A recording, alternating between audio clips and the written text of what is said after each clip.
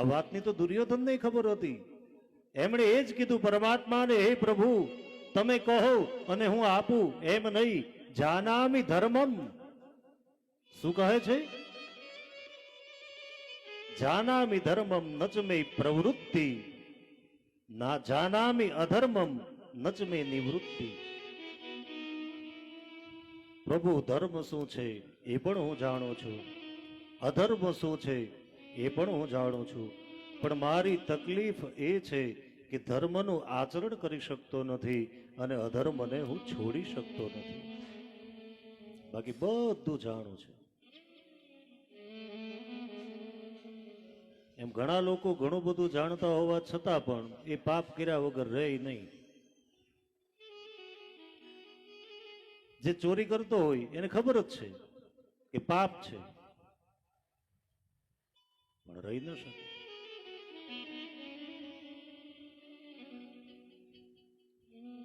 સંધિ નિષ્ફળ ગઈ. હથિયાર હેઠા મૂક્યા, સામે આપ્યા. હથિયાર મૂકીને જાઉં છું, મતલબ હું કોઈના પક્ષમાં નહીં રહીશ, તારી સામે પણ યુદ્ધ નહીં કરું.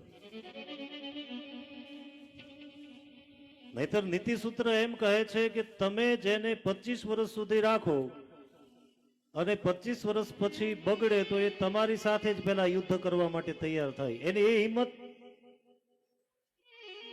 આ નિયમ છે. પણ નીતિશાસ્ત્ર એમ કહે છે કે તમે 2 દિવસ પણ કોઈના મિત્ર રહ્યા. કેટલા દિવસ? 2 દિવસ પણ તમને કોઈ મિત્ર બનાવ્યું, પછી સાહેબ તમારી ખાનદાની એ બને છે કે તમે એનું સ્વપ્નની અંદર પણ બગાડો નહીં. એ નીતિ શાસ્ત્ર કહેતે હૈ.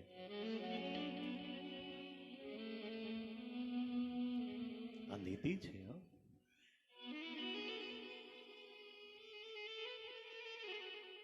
હથિયાર હેઠે મૂક્યા, આનંદમાં ગયા છે. સુલભાજી મળ્યા, પોતાના મહેલમાં ગયા. વિદુરજીનો આનંદ જોઈ સુલભાદેવી એટલું કહેવા લાગ્યા કે સ્વામી પતિનાથ પતિદેવ આટલા બધા આનંદમાં કેમ? બોલે દેવી આજે મારા ઉપર ભગવાનની કૃપા કરી છે.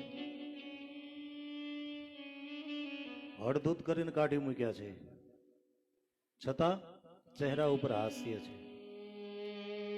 શું કહે છે? દેવી આજે મારા ઉપર ભગવાનની કૃપા કરી. કેમ? બોલે આજે મને સેવા નિવૃત્ત કર્યો છે.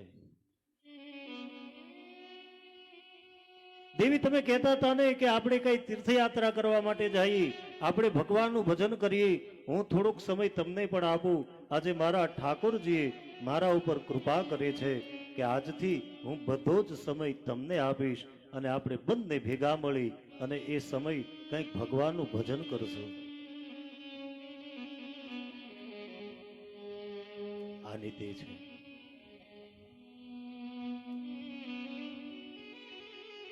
કોઈ ચહેરા ઉપર નારાજગી નથી, ઉલટાની પ્રસન્નતા છે.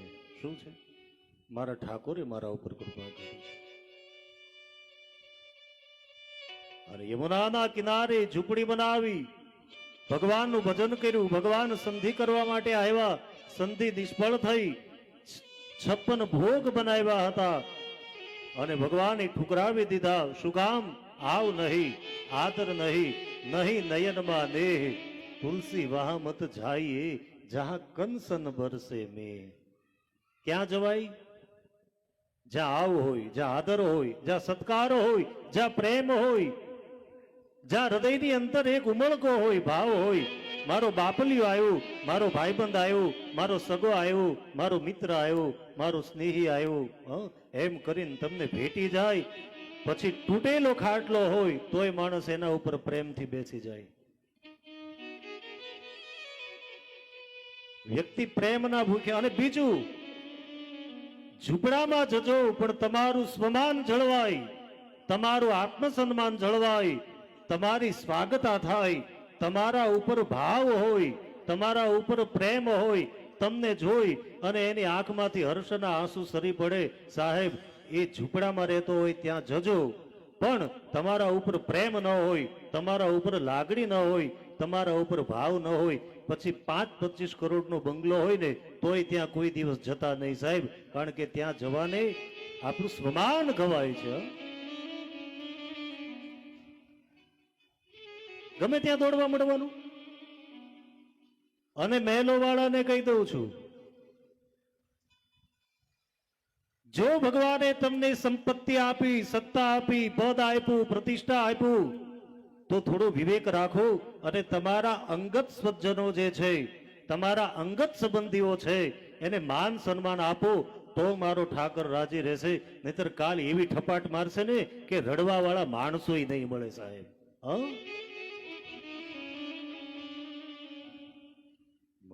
મજાક કરવાની. વ્યક્તિ મોટો નથી સંસારમાં, વ્યક્તિ મોટો નથી, એનો સમય મોટો છે. કોણ મોટું છે? પણ આ સંસારનો નિયમ કેવો છે ખબર? વ્યક્તિઓનું માન નથી, વસ્તુનું માન છે. કોનું માન છે? કોઈ 4-4 બંગડી વાળી લઈને આવે ને તો એનો દરવાજો ખોલવા માટે ઘરના 5 વ્યક્તિ ઉભા રહી, સલામ કરે. હરકપુતુડા, મારી ભાષામાં તો એને હરકપુતુડા કહેવાય. શું કહેવાય?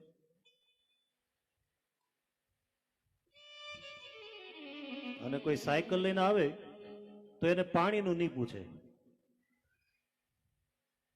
શું નહીં પૂછે? અને તમને બધાને ખબર હશે, આમાં મારો તો બહુ બધા અનુભવ. તમારા ઘરે લગ્ન પ્રસંગ હોય તો પેલી ટોકરી કાપવા માટે જે લગ્નમાં સાંતકમાં વાંસ જોઈએ એ કાપવા માટે કોણ જાય ખબર? જે સાયકલ લઈને આવેલો હોય ને તે માણસ જાય. એને જ આપણે પેલું આપીએ દાંતરડું, જીક જા લઈ આવ ને. પેલો કે હા એમે આમ ના કઈ એ લઈ આવે. અને પેલો 4-4 બંગડી વાળે માંથી ઉતરે ને, એને પેલા 2 મહિના પહેલા કીધું હોય જરૂર હોય તો કેજો હું બેઠો છું, પછી બેહી જ રહી.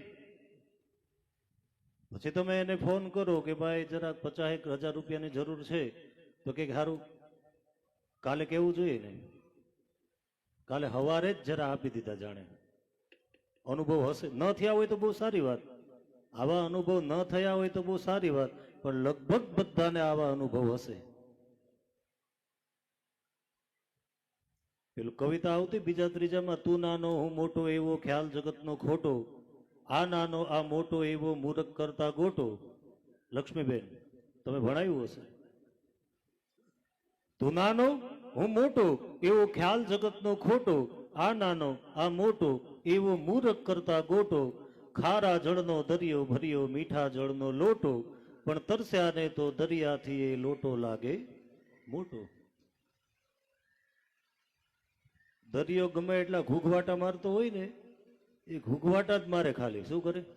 આપણે તો આમ છે ને, આપણે તો આટલી ફેક્ટરી છે ને, આટલે તો આપણી જગ્યા છે ને, આપણે ત્યાં આટલા માણસો કામ કરે ને, આપણે તો આમ છે ને, પણ તમારું પાણી પી જાય.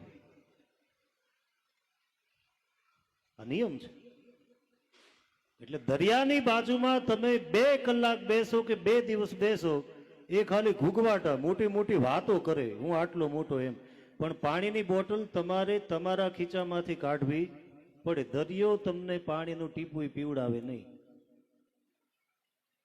એટલે સમાજને કહેવા માંગુ કે બહુ પોતાની જાતને મોટા માનતા હોય ને એની પાછળ બહુ લબડવાની જરૂર નથી. એ તમારું ટીલું ચાટી જાય. શું કરશે?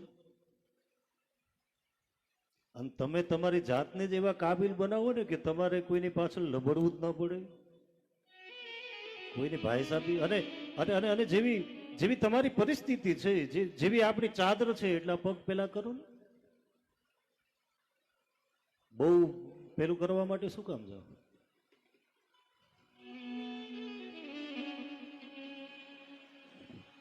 આવ નહીં આદર નહીં, નહીં નયન માને.